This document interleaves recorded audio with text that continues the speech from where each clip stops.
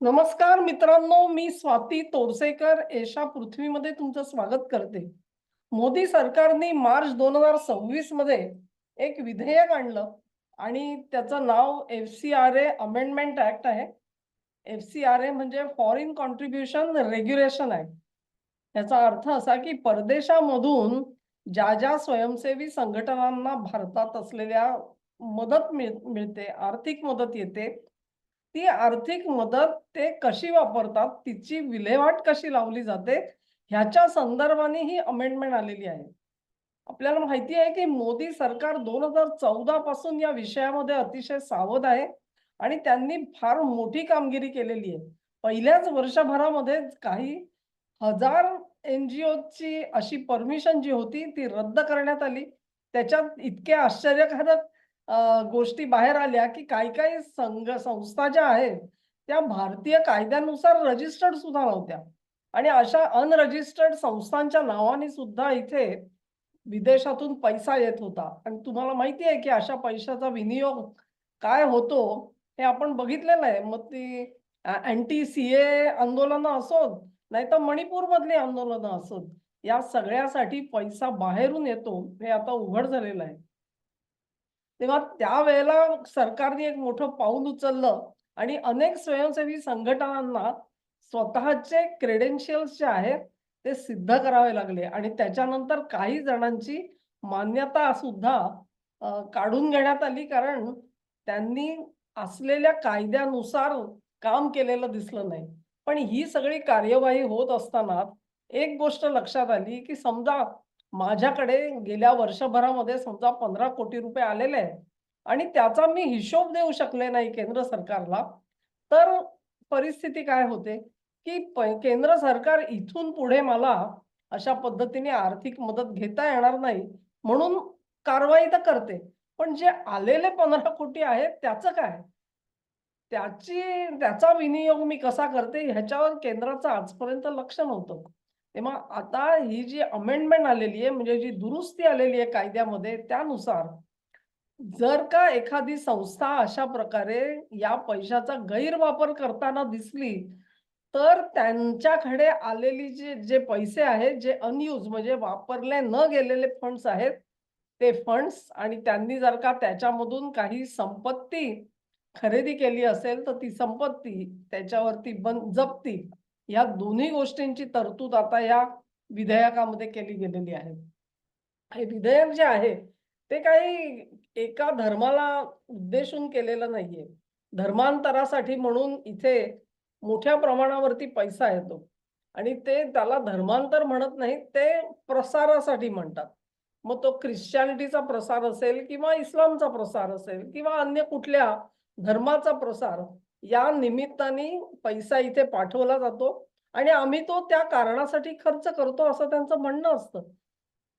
प्रत्यक्षामध्ये मात्र परिस्थिती अगदी वेगळी आहे आणि म्हणून त्यांच्यावरती चाप लावण्याची गरज होती आणि तो चाप या कायद्याची प्रत्यक्ष केंद्र सरकारने अंमलबजावणी सुरू केली तेव्हा त्याच्यामधल्या अनेक पळवाटा दिसायला लागल्या आणि या पळवाटा आता बंद करण्याचा चंग मोदी सरकारने बांधलेला आहे. कारण उघड आहे, हे सगळा पैसा इथे आणायचा धर्मप्रसाराच्या नावाने आणि त्याचा वापर हा सत्ता पालटासाठी करायचा.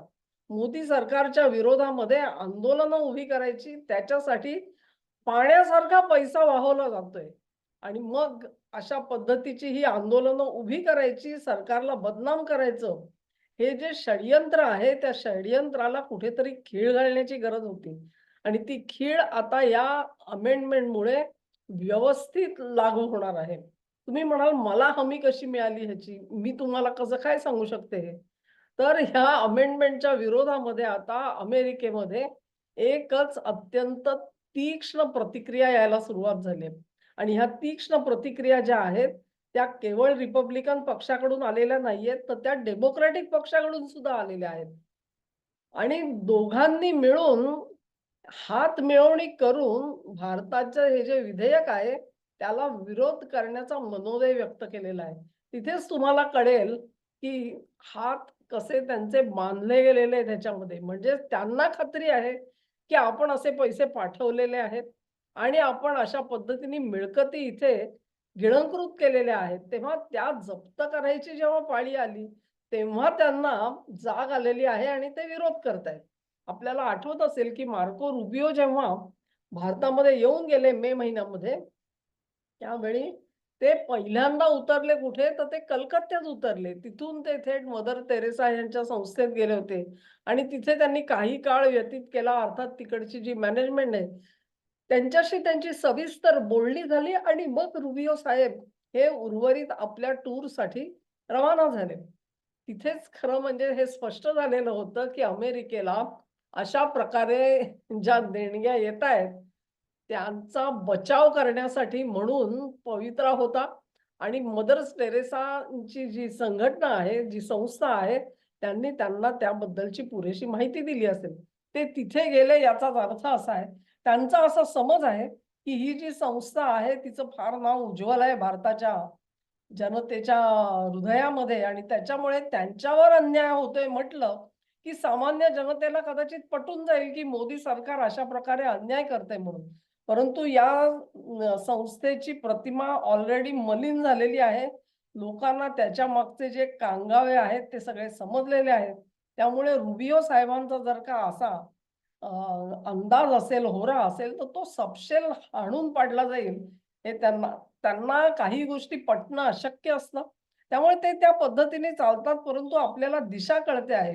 तेव्हा trade deal, trade deal, trade डीलच्या नावाने दळणदळून झालं आणि आता त्याच्याने मोदी बधत नाहीत म्हटल्यानंतर हे जे आता एफ-सी-आर-एची जी दुरुस्ती आलेली आहे, त्या दुरुस्तीच्या निमित्ताने अमेरिकेमध्ये वातावरण तापवायचं भारताविरोधामध्ये आणि मग तिथल्या काही ज्या ॲक्शन्स आहेत, त्याला ते जस्टिफाय करू शकतात. बघा, तुम्ही विचार करून बघा, की अशाच प्रकारे काही भारतीय संघटना सुद्धा अमेरिकेत काम करतात आणि त्या काही तिथे धर्मप्रसार करत नाहीत. परंतु जे हिंदू तिथे आहेत, त्यांच्यासाठी काही ना काहीतरी धार्मिक ॲक्टिव्हिटीज होत असतात.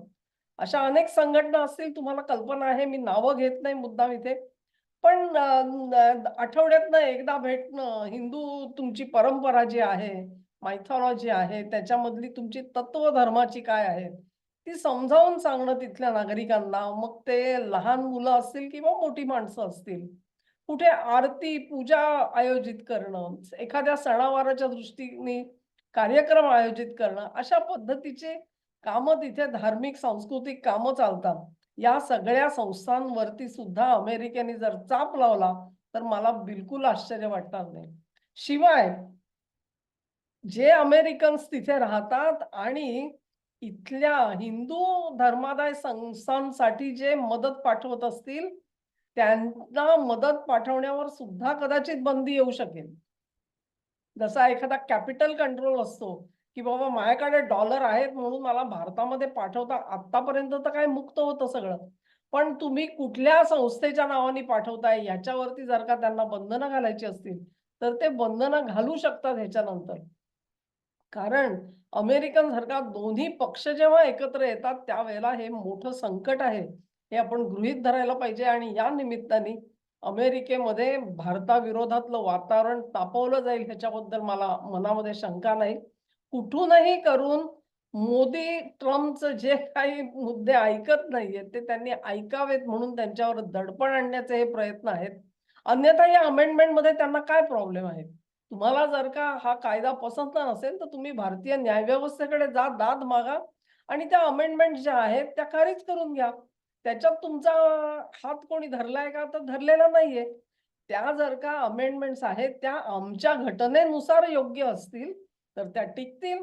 घटनेच्या विरोधात असतील, तर कोर्ट त्यांना खारिज करून टाकेल. तुमचा प्रश्न कुठे आहे? तुम्ही who are you to do the जज हे जे जजमेंटल वागणं जे आहे ना, हे आड येतं आहे.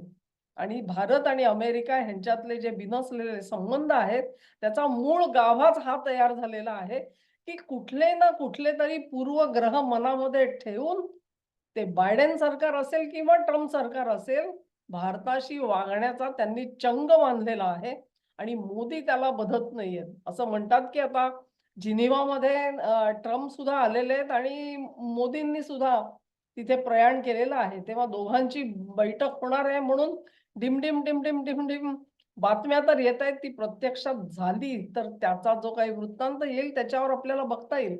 पण हे सगळे जे मुद्दे आहेत, रिलिजियस फ्रीडम, भारतामध्ये धार्मिक स्वातंत्र्य नाही असं हे सांगत असतात आणि त्याच्यावरती तुमचा जो इंडेक्स आहे तो खूप खाली तुमचा नंबर लावून टाकतात त्याच्यामध्ये.